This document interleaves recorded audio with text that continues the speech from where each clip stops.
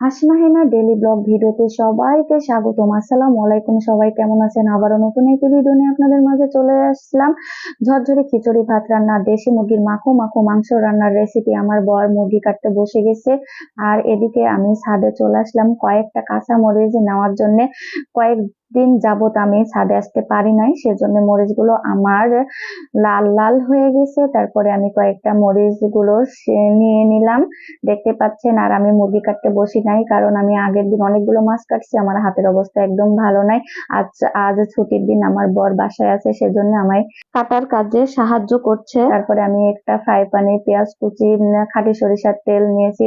তারপরে নেড়ে ছেড়ে এই যে আমি আদা রসুন জিরার পেস্ট পেঁয়াজের ভিতরে দিলাম, স্বাদ মতো লবণ অ্যাড করলাম পেঁয়াজের ভিতরে। তারপরে হলুদ গুঁড়ো, মরিচ গুঁড়ো অ্যাড করলাম, দেখতেই পাচ্ছেন। তারপরে আমি সাদা কালো এলাচ দারচিনি তেজপাতা দিলাম মশলার ভিতরে এবং ভালোভাবে নেড়ে চেড়ে নিচ্ছি। একটু একটু করে পানি দিয়ে মশলাটুকু কষিয়ে নিচ্ছি। তারপরে আমি কালো সাদা গোলমরিচের গুঁড়ো দিয়েছি। তারপরে আমি কয়েক টুকরো কাঁচা মরিচ দিলাম। তারপরে আবারও আমি সুন্দরভাবে মশলাগুলো কষিয়ে নিচ্ছি এবং ঢাকনা দিয়ে ঢেকে দিলাম কয়েক মিনিটের জন্য। আমার মশলা কষানো শেষের পথে আবার আমি ঢাকনা খুলে মশলাগুলো নেড়ে ছেড়ে দিচ্ছি। তারপরে এই যে মশলার ভিতরে আমি দেশি মুরগির মাংস দিয়ে দিলাম, এবারও আমি ভালোভাবে নেড়ে চেড়ে দিচ্ছি। তারপরে সেদ্ধ করার জন্য পরিমাপ মতো পানি অ্যাড করলাম মুরগির মাংসের ভিতরে।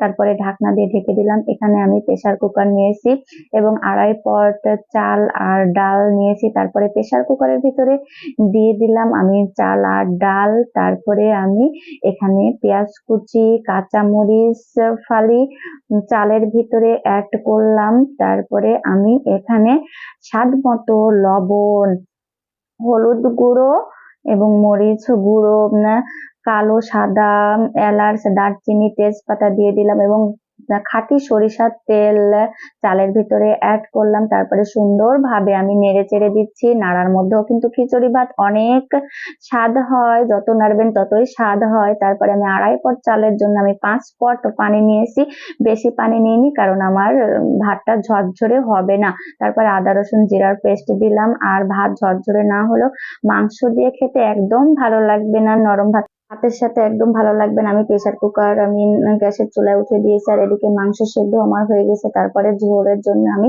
পানি দিলাম, খুব বেশি পানি দিইনি কারণ মাংসটা হবে একদম মাখো মাখো, তাহলেই কিন্তু খিচুড়ি ভাতের সাথে অসাধারণ লাগবে। আর এই বৃষ্টিময় দিনে এরকম খিচুড়ি ভাত আর মাংস খেতে কার না মন চাই বলেন। আর এদিকে আমার ছেলের বাইনা আমি মুরগির মাংসের রান খাবো। তারপরে আমি প্লেটে দিলাম, এই যে খেতেও দিলাম, কিন্তু ও একটু অপেক্ষা করেনি, সে মুখে শুরু করে দিয়েছে, কিন্তু একদম গরম, সে খেতে পারছে না। আমি বললাম বাবা একটু রেখে দাও, তারপরে ঠান্ডা হবে, তারপরে তুমি খাবে।